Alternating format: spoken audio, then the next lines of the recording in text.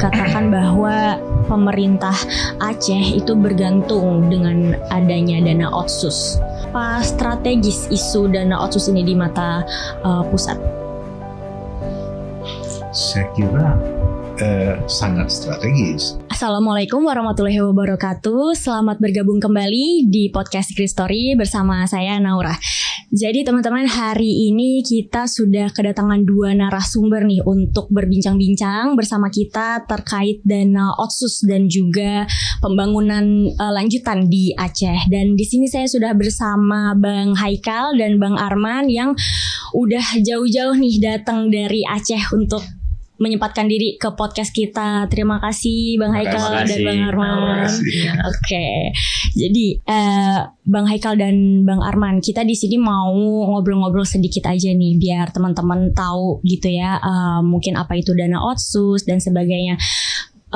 Dana ini kan pastinya dibagikan ke beberapa provinsi, salah satunya Provinsi Aceh. Lalu Papua dan Papua Barat dan sekitarnya. Mungkin boleh dijelaskan sedikit nih Bang, dana otsus itu apa dan fungsinya untuk apa saja? Mungkin boleh dari Bang Haikal atau Bang Arman, boleh Bang silakan. Haikal dulu. Ya, Oke. Terima kasih Naura. Dana otsus itu adalah bagian dari kompensasi ya. Jadi kalau kita menganggapnya inilah adalah bagian dari kompensasi pasca perang, maka dana otsus itu bertujuan untuk mengejar agar pembangunan Aceh itu seimbang dengan provinsi dan daerah lain. Yeah. Jadi makanya pemerintah pusat memberikan dana otsus untuk Aceh. Dan dana otsus ini punya limitatif. Jadi dia diberikan 15 tahun, setara 1% DAU nasional, kemudian 2%, 1% lagi itu setara 5 tahun. Jadi dana otsus ini akan berakhir sampai 2027 nanti. Nah, setelah itu tergantung skema pemerintahan terpilih hari ini dan DPR bagaimana menyikapi agar Aceh memiliki skema anggaran khusus dari pemerintah pusat supaya mampu mengejar ketertinggalan pasca konflik dan pasca tsunami. Seperti itu tujuan awalnya. Oke, kalau dari Bang Haikal mungkin ya, bagaimana? Ini kan sebenarnya kan kompensasi ya kalau saya mau bilang. Bagaimana kemudian pusat melihat bahwa dalam konteks konflik dan kemudian juga tsunami dalam undang-undang pemerintahan Aceh kemudian itu dimasukkan dan memang waktu itu juga kita meminta supaya Aceh bisa mengejar ketertinggalan dengan provinsi-provinsi atau wilayah lain di Indonesia. Jadi dari memang pembagian migasnya. Dan memang kita berharap sebenarnya dalam perjalanannya dari 2006 sampai sekarang itu anggaran-anggaran ini bisa digunakan untuk penempatan yang tepat dalam pembangunan di Aceh. Itu yang kita berharap bahwa anggaran itu bisa digunakan sebaik-baiknya secara berkelanjutan. Nah, kalau nggak salah untuk Aceh itu diberikan berapa banyak Bang untuk tahun ini? Kalau nggak salah mencapai 13 triliun atau berapa Bang? Kalau yang sumber dana dari otsus nggak sampai. Oh, nggak sampai. 3-4 triliun. Oh, ya. Total kalau yang APBA sekarang, APBD Aceh itu 11,7 triliun ya, tahun ini. Nah, sebagian dari 11 itu 3, sekian itu bersumber dari dana otsus.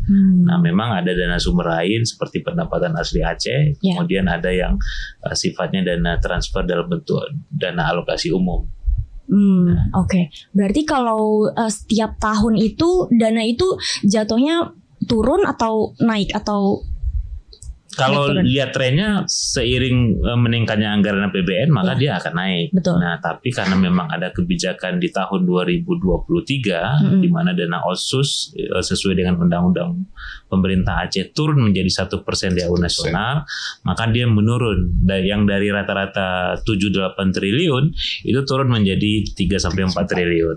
Nah, Nah ini trennya yang turun gara-gara disebabkan karena memang jumlah alokasinya sudah turun seperti itu. Oke.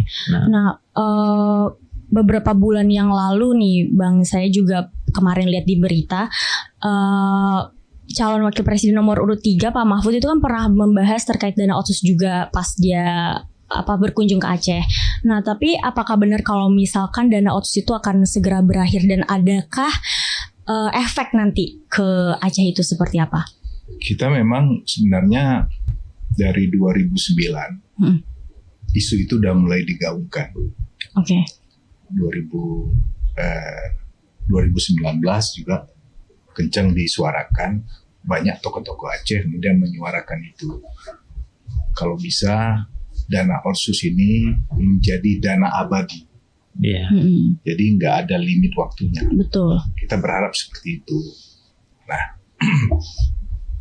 terakhir kemarin 2024 juga isu itu banyak disuarakan oleh masyarakat Aceh, tokoh-tokoh Aceh, supaya alokasi anggaran otsus itu sama seperti Papua.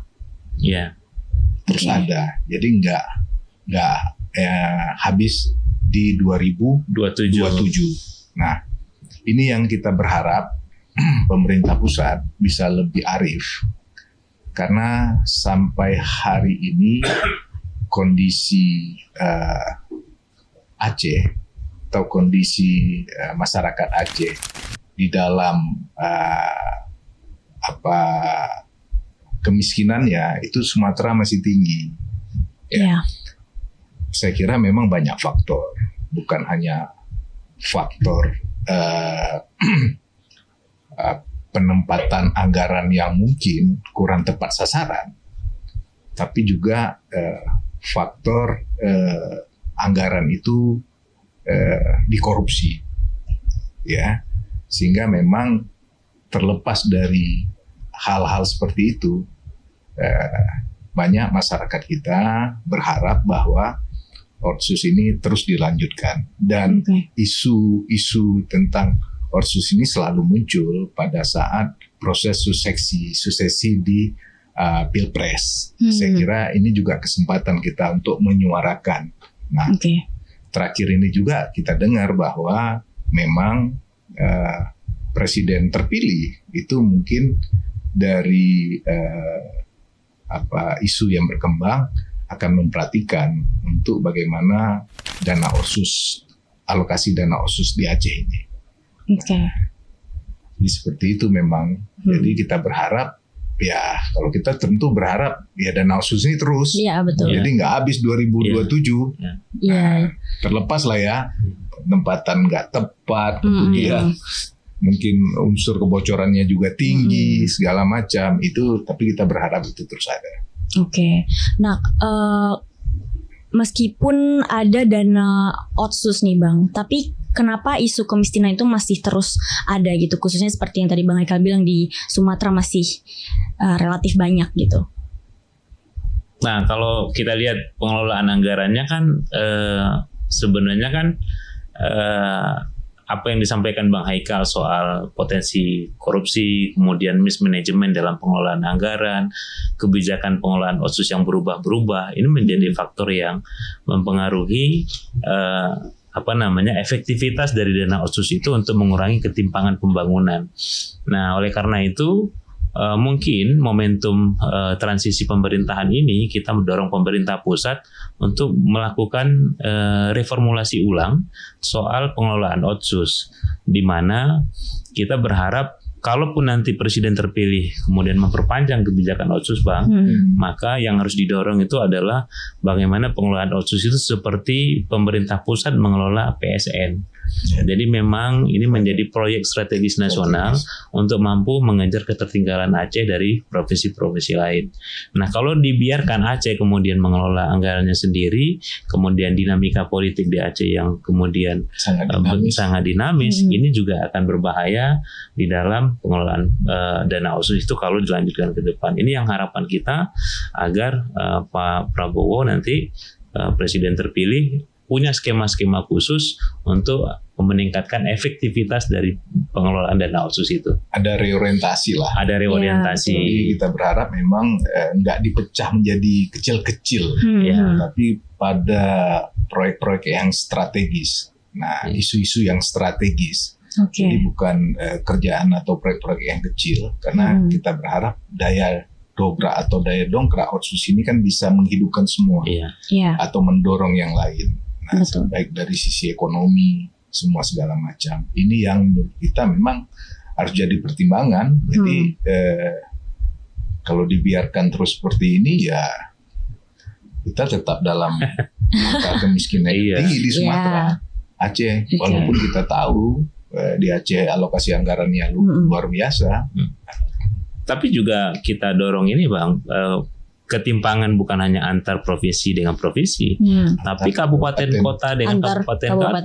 Ini juga disparitas pembangunannya juga harus dikurangi.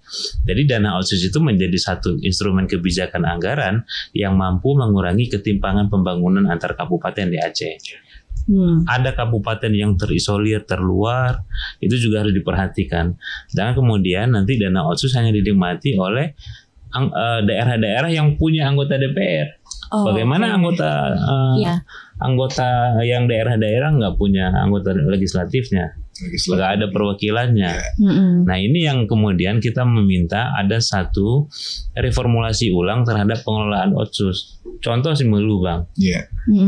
Dari Simelu nggak ada yang anggota DPR Aceh di provinsi. Nah, sementara kebijakan otsus itu ditentukan di tingkat provinsi.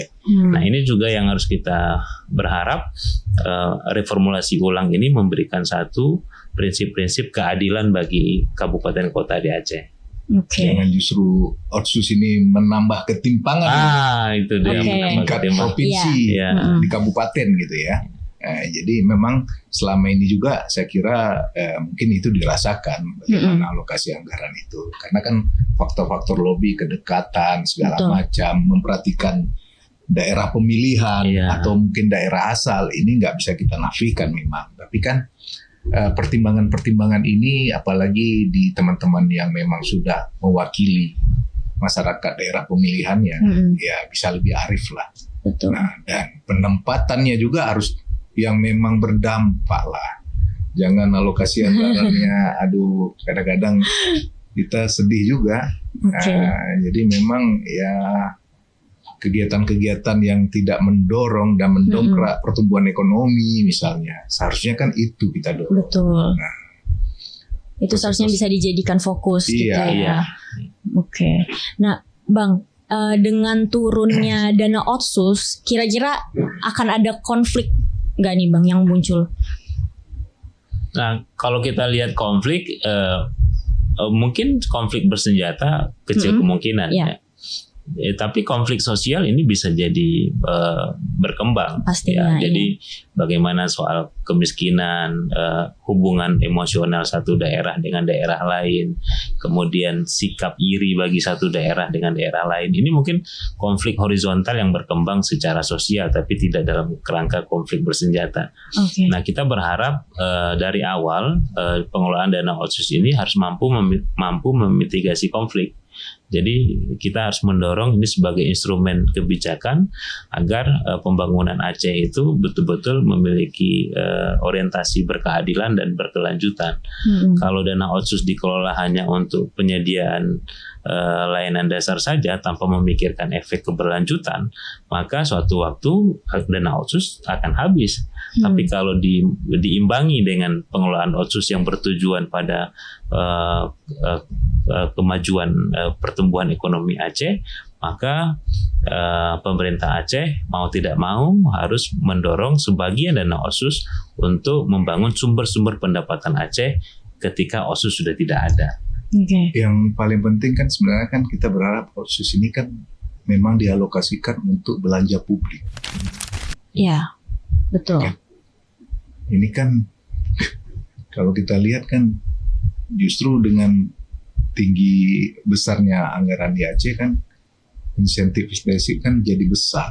Nah, padahal kita berharap sebenarnya otsus itu lebih difokuskan, dan memang sebenarnya itu untuk belanja publik gitu. Iya. Betul. Nah, ini kan kalau kita cek lagi kan, ini yang terus nggak bisa menyumbang menurunkan angka kemiskinan, percepatan pertumbuhan ekonomi, menjadi daya dorong dan daya dobrak untuk pertumbuhan ekonomi atau mendorong sumber-sumber lain bisa bergerak. Gitu.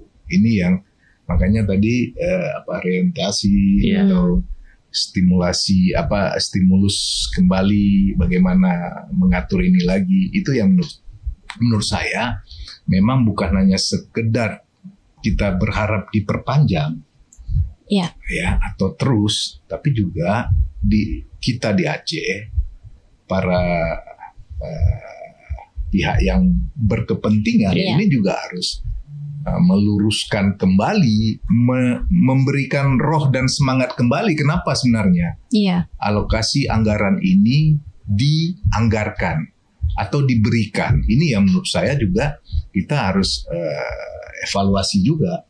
Ya, kalau terus seperti ini ya kita akan ketemu lagi, diskusi lagi hal seperti ini, kita nggak pernah keluar dan jatuh di lubang yang sama ya terus seperti ini. Maka ya begitu dilihat angka kemiskinan di Aceh ya tetap tinggi. Ini yang sebenarnya menurut kita evaluasi seperti ini dari pihak yang berwenang atau pejabat-pejabat kita, kepala daerah kita, termasuk juga sebenarnya usulan-usulan anggaran yang diajukan oleh kabupaten kota.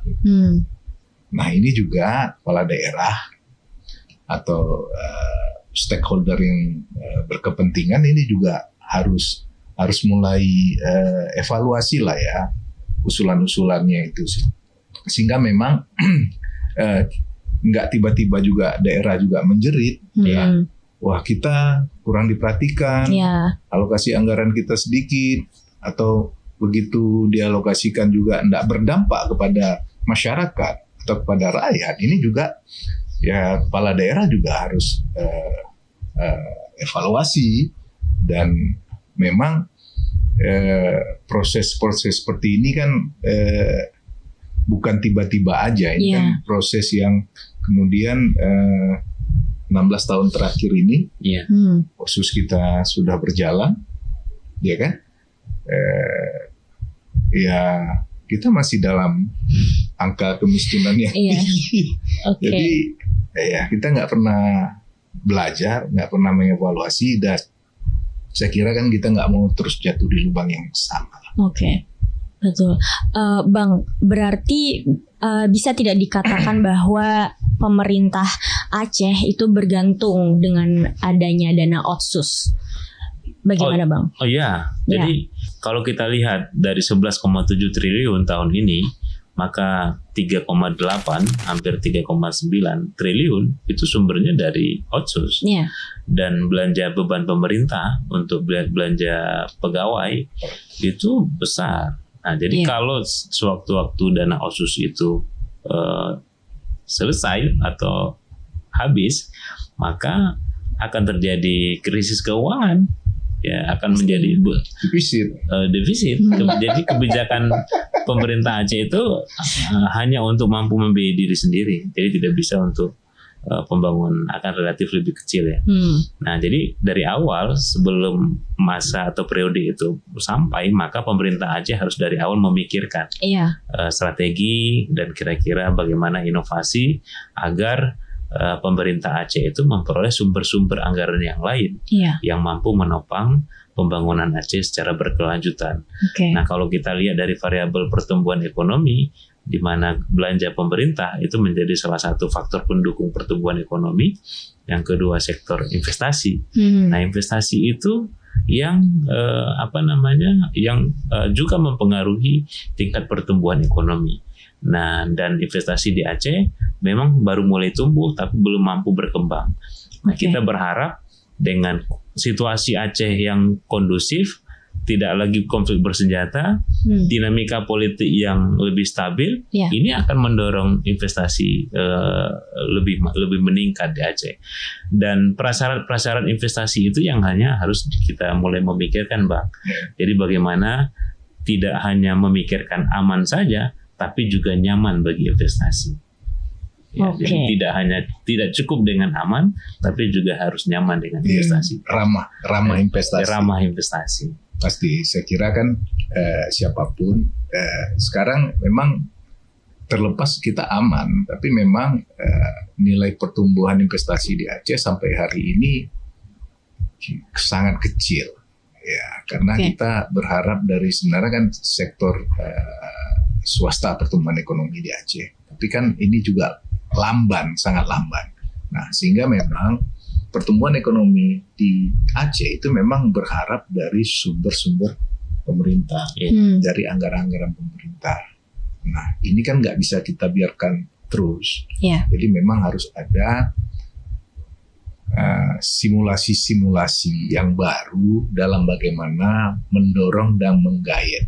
Nah, investasi menurut saya kan nggak harus selalu berjibaku pada sumber daya alam. Karena dalam penanganan konteks sumber daya alam, kalau kita juga tidak hati-hati, ini kan juga bisa jadi bumerang. Bisa jadi bumerang untuk kita semua. Nah, proses-proses seperti ini yang menurut saya memang strategi ke depan dari Indonesia dan Aceh ke depan ini juga sudah semakin dekat pilkada dengan akan terpilihnya kepala daerah baru, baik di tingkat provinsi, gubernur maupun kabupaten kota, bupati, wali kota. Ini juga harus memikirkan itu, dan ini kan kalau kita mau cepat dan lebih sistematis dalam bagaimana mendorong pertumbuhan ekonomi atau pembangunannya, ini juga kepala daerah tentu digawangi oleh gubernur, ini juga harus mensinkronkan, mensinkronkan rencana-rencana 5 tahun ke depan, karena visi misi kepala daerah atau calon kepala daerah bila terpilih ini kan menjadi buku dokumen perencanaan pembangunannya. Nah, jadi menurut saya calon-calon ini juga ini harus bisa melihat potensi wilayah, potensi daerahnya, sehingga dalam menyusun visi misi dari proses-proses yang akan dihadapi ke depan ini juga nggak jauh lah, nggak jauh dari apa yang akan dilakukan ke depan. Begitu mungkin. Bang Haikal, seberapa strategis isu dana otsus ini di mata pusat? Saya kira sangat strategis. Karena apa? Karena memang kalau kita lihat latar belakang lahirnya Otsus ini kan penuh dengan perjuangan juga, konflik yang panjang, kemudian ditambah tsunami, kemudian lahirnya undang-undang pemerintahan Aceh. Nah, tapi yang harus dipahami oleh pemerintah Aceh, bukan kemudian dengan sudah diberikan Otsus ini dia tidak hati-hati pakainya. Tidak hati-hati dalam mengalokasikannya. Ini yang menurut saya trust yang harus dibangun. Dan sebenarnya dalam tanda kutip ada kekhawatiran juga. Toh selama ini juga sudah diberikan. Tapi Aceh kok nggak bisa menurunkan angka kemiskinan, pertumbuhan pembangunannya, segala macam. Itu yang dibandingkan dengan daerah-daerah lain kita masih jauh. Nah, bagi pusat ini kan juga menjadi bahan evaluasi, dan menurut saya trust ini yang sebenarnya harus dibangun sehingga tumbuh kepercayaan dari pusat bahwa kalaupun mau ini dilanjutkan, ini bukan menjadi malapetaka, justru menjadi sumber-sumber dari segelintir mungkin penguasa, mungkin oligarki untuk mengeruk keuntungan di dalam Otsus ini. Nah, ini yang menurut saya, sehingga memang kita berharap juga pemerintah pusat juga melakukan pengawasan yang kuat juga, Akhir-akhir ini memang kalau dulu kita sering mendapat informasi bahwa misal DPR pusat itu melakukan pengawasan ya terhadap dana otsus. Ini akhir-akhir ini kan saya kira mungkin situasi politik dan mungkin anggaran kita juga yang udah mulai akan segera turun. Ini yang menurut saya lemah. Jadi kita juga berharap pada pemerintah pusat bukan hanya sekedar memberi, melepas, tapi juga pengawasan harus dilakukan. Apabila ini tidak dilakukan ya seperti ini lagi. Jadi saya berharap juga pemerintah pusat harus memberikan kontribusi yang lebih lah ya. Bukan hanya pada kita berharap diperpanjang, tapi juga pengawasan. Dan masyarakat sangat berharap seperti itu. Nah, kalau Aceh itu menjadi laboratorium perdamaian. Jadi kalau kita melihat orang belajar bagaimana resolusi konflik, salah satunya harusnya datang ke Aceh. Dan itu yang mengantarkan Marty Ahtisaari menerima Nobel Perdamaian. Dunia internasional itu akan pasti memantau Indonesia bagaimana perkembangan kelanjutan perdamaian di Aceh. Bagaimana Aceh membangun, bagaimana Aceh keluar dari kemiskinan, keluar dari konflik bersenjata, kemudian bangkit dengan optimisme dan visi ke depan. Oleh karena itu, pusat berkepentingan terhadap Aceh. Apalagi isu Aceh itu akan menjadi satu isu yang dibicarakan di forum-forum internasional. Nah, lalu yang kedua, Indonesia itu setiap tahun dilakukan penilaian terkait indeks demokrasi. Nah, indeks demokrasi salah satunya bicara soal situasi keamanan, hak politik. Dan ini menjadi satu laboratorium di Aceh, di Indonesia, di mana Aceh punya partai lokal. Nah, jadi kalau pertanyaan Naura tadi apakah Aceh Otsus itu strategis, menurut saya ini sangat strategis. Dan pemerintah pusat itu sangat berkepentingan dan menginginkan Aceh itu bisa bangkit dan tumbuh. Nah, jadi kita tidak boleh membiarkan kondisi Aceh hari ini seperti itu, seperti yang disampaikan Bang Haikal, tidak cukup memberikan anggaran, tapi mari bersama-sama kita membantu Aceh untuk bangkit dari ketertinggalan dan maju dengan visi yang lebih besar seperti itu. Tapi apakah sebenarnya pusat itu ya, pemerintah pusat itu setengah hati nih Bang dalam memberikan otsus kepada Aceh? Saya kira bukan hanya bicara otsus ya, tapi bicara undang-undang pemerintahan Aceh, Undang-Undang 11. Ya, bukan hanya otsus, tapi hal lain. Misal teritori penguasaan migas, kemudian perizinan. Dalam perjalanan undang-undang pemerintahan Aceh ini kan sebagian sebenarnya kan sudah, maaf saya bilang kan diambil kembali oleh pusat. Misal perizinan tentang sumber daya alam. Ya. Kemudian beberapa kewenangan yang memang sampai hari ini turunannya belum dibuat. Sehingga memang pokoknya kalau dulu kita di masyarakat kan, ini Aceh damai, tetap bagian dari NKRI, asal jangan minta merdeka, kan gitu dulu.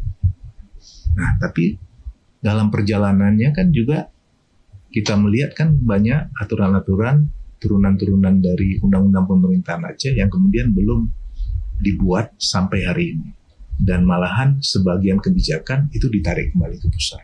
Nah, ini yang menurut saya ini harus jadi catatan juga oleh pemerintah pusat untuk kembali melihat, apalagi ini masuk di pemerintahan baru, ya, presiden terpilih baru, kabinet baru.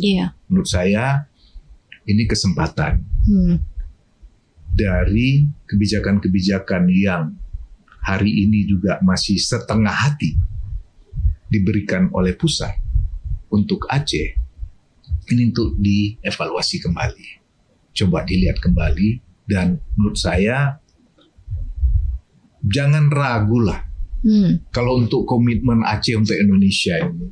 Saya kira kan bukan hari ini saja. Betul.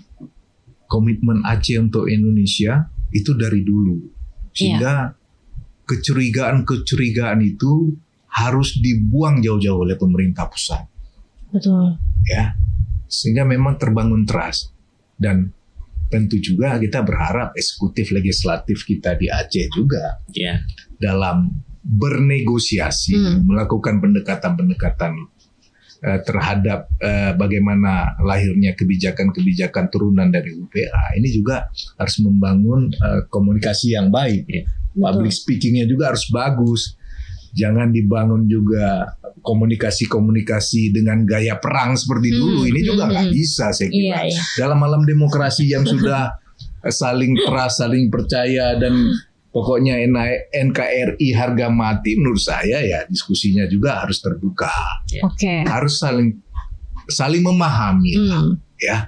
Jadi kalau itu terus dilakukan, ya juga pusat juga setengah hati terhadap Aceh. Nah, jadi kalau ini terus kita pelihara, ya hubungan antara pusat sama Aceh ini juga kan saling curiga juga. Aceh juga curiga sama pusat juga curiga sama Aceh. Saling curiga. Iya. Padahal kita berharap itu lama-lama semakin hilang. Jangan justru lama-lama semakin besar. Ini yang membuat ya kita juga jadi susah sebagai masyarakat di sana. Betul. Nah, menurut Bang Haikal dan Bang Arman, bagaimana Aceh nantinya nih ya lepas dari Otsus, tapi tetap diberikan hak khusus dalam mengelola ekonomi dan sumber daya alamnya sendiri? Nah, itu yang tadi yang kita diskusikan. Dari awal pemerintah Aceh harus menyiapkan formula dan strategi baru untuk mendapatkan sumber-sumber anggaran. Nah, salah satunya ya dari sektor investasi. Nah, kalau kita lihat variabel pertumbuhan ekonomi itu ada belanja pemerintah, konsumsi masyarakat, investasi, tambah nilai ekspor dikurang nilai impor.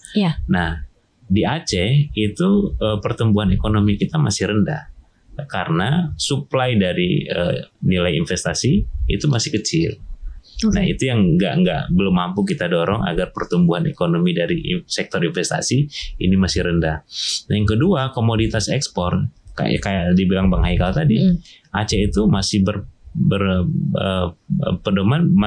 berkontribusi terbesar ekspor kita itu dari migas, dari mineral dari batu bara. Batu bara yang diangkut dari pantai barat selatan, ekspor terbesar kita dari sektor batu bara. Nah, artinya sumber-sumber lain yang dimiliki oleh Aceh itu harus mampu dikembangkan. Kita punya sumber daya alam, kita punya kelapa sawit, kita juga punya kopi misalnya. Nah, ini yang harusnya menjadi nilai jual Aceh di mata dunia, sehingga ini mampu meningkatkan pertumbuhan ekonomi baik dari sektor investasi maupun dari sektor ekspor, sehingga pelan-pelan masyarakat Aceh mengurangi ketergantungan dari belanja pemerintah. Nah, seperti itu. Sehingga pertumbuhan ekonomi akan berjalan secara alamiah tanpa dipengaruhi kontribusi yang terlalu besar dari belanja pemerintah. Nah, ini berlanjut dari yang Otsus nih ya Bang ya.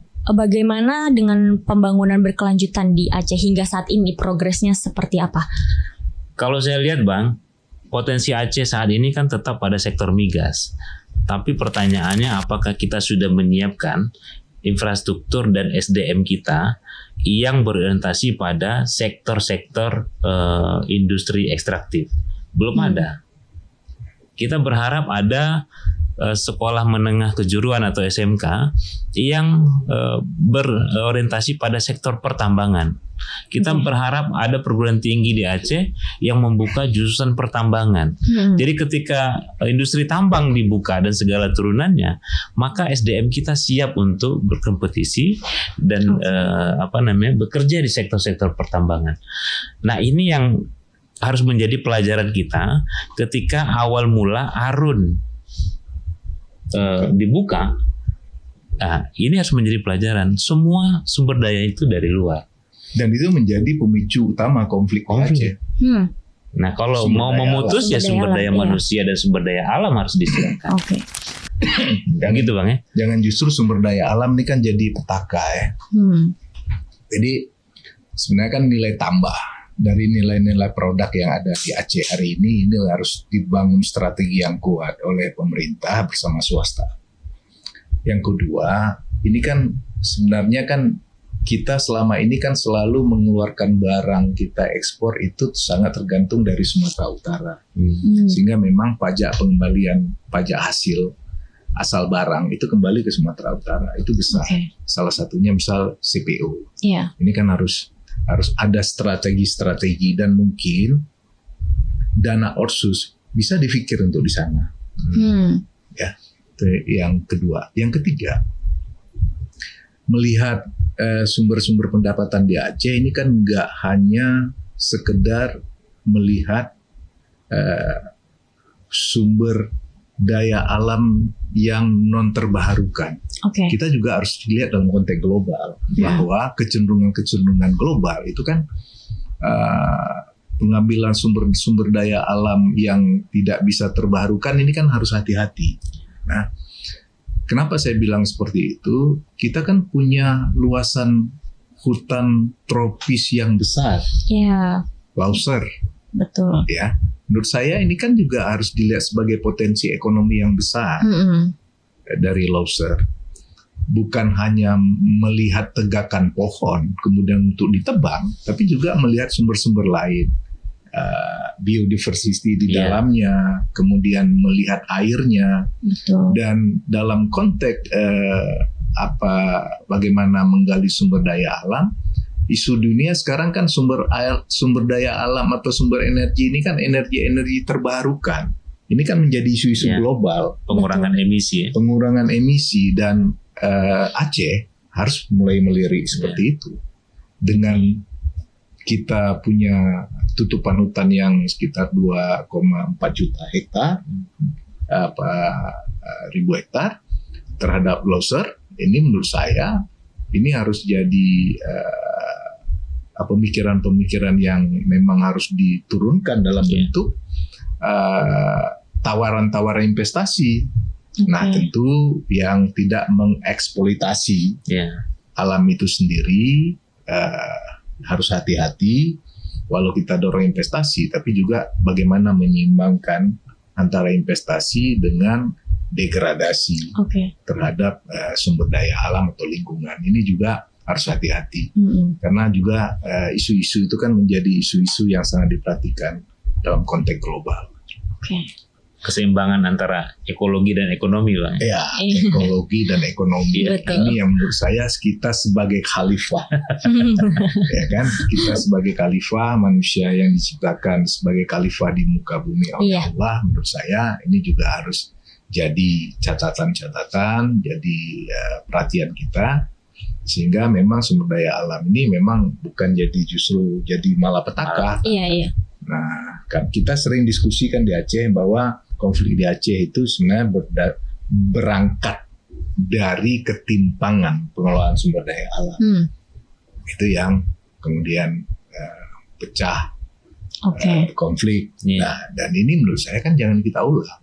Dan kita harus belajar dari pengalaman masa lalu yang kita ambil ikhtiarnya sehingga memang kita bisa lebih menata ke depan.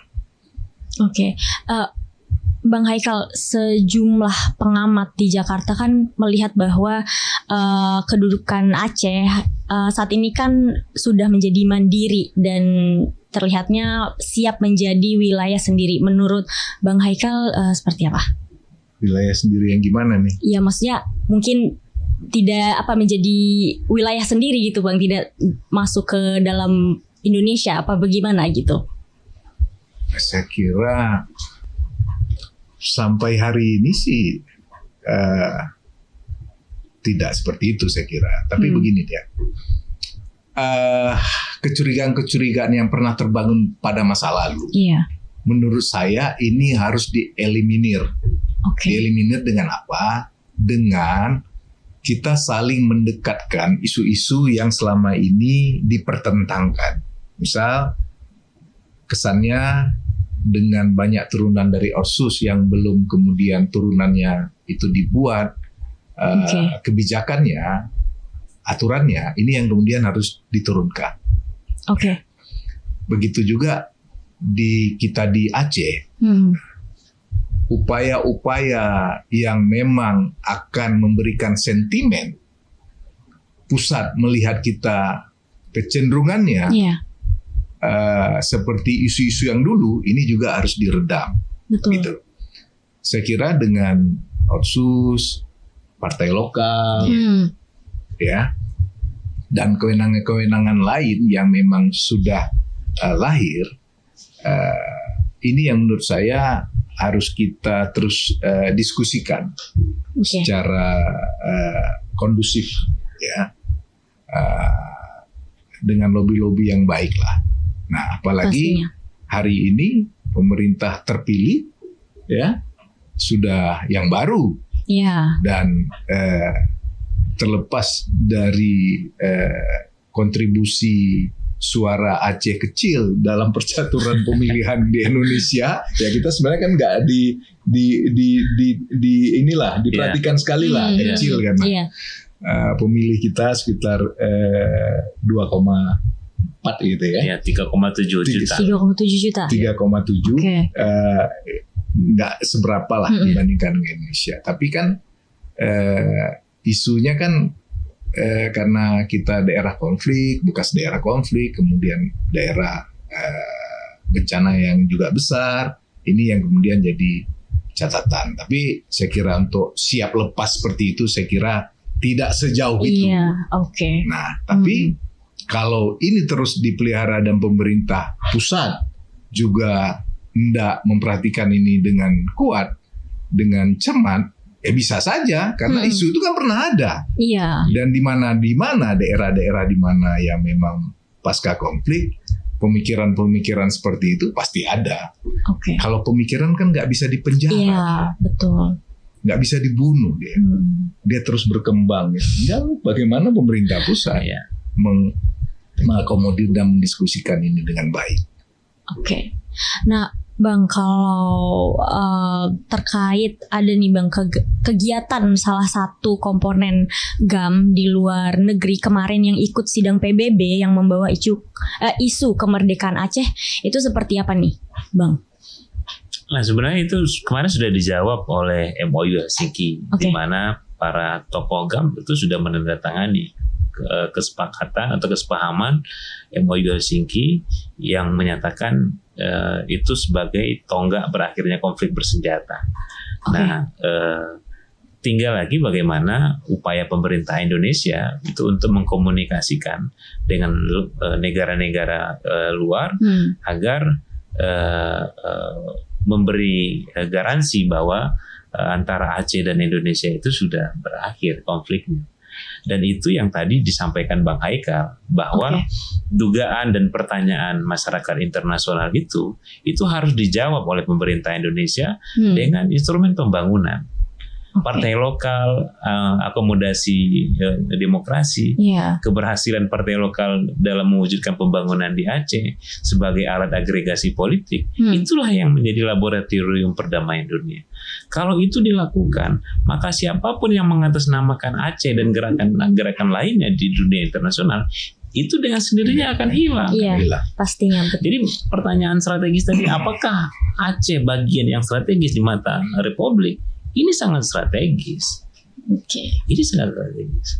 Nah, itu yang harus dijawab oleh pemerintah terpilih nih, presiden terpilih Pak Prabowo. Apalagi Pak Prabowo punya sejarah psikologi dengan Aceh, dengan perjuangan. Nah, jadi mudah-mudahan ikatan batin itu mampu menciptakan dialog yang lebih humanis. Tadi kalau Bang Haikal bicara komunikasi konflik ketika bersenjata, kita berharap ke depan ada dialog yang lebih humanis sehingga pemerintah Aceh dan elit-elit di Jakarta ini mampu menciptakan satu strategi dan bahasa komunikasi yang lebih sejuk, yang lebih menjanjikan kedamaian dan pembangunan di Aceh. Ya. Bang Haikal, ada yang mau disampaikan lagi Bang Haikal? Ya, ini momentum lah ya. Presiden sudah ditetapkan. Dana otsus kita semakin turun. Kemudian aturan-aturan atau turunan-turunan dari undang-undang pemerintahan Aceh. Ini belum semua. Coba ini bisa kita buka lembaran baru. Kita untuk coba menata kembali sehingga memang Otsus ini bisa seperti yang kita harapkan pada awal Otsus ini lahir, menciptakan kesejahteraan, mendorong pertumbuhan ekonomi, menjadi anggaran untuk mendobrak sehingga pertumbuhan di Aceh ini bisa lebih baik. Saya kira ini momentum. Tinggal elit di Aceh, elit di pusat. Kalau kita ini kan masyarakat biasa, kita pasti senang, pasti sangat mendukung.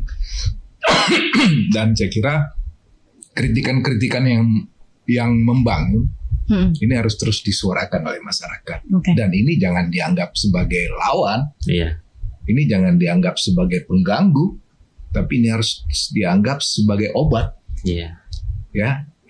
untuk terus bisa elit-elit di Aceh dan di pusat untuk tetap pada alurnya, pada role-nya. Kita berharap seperti itu. Dan kita pasti nggak bosan-bosan juga. Pasti. Akan terus menyuarakan ini. Karena kita merasakan dari dampak setiap kebijakan yang lahir di tengah-tengah kita.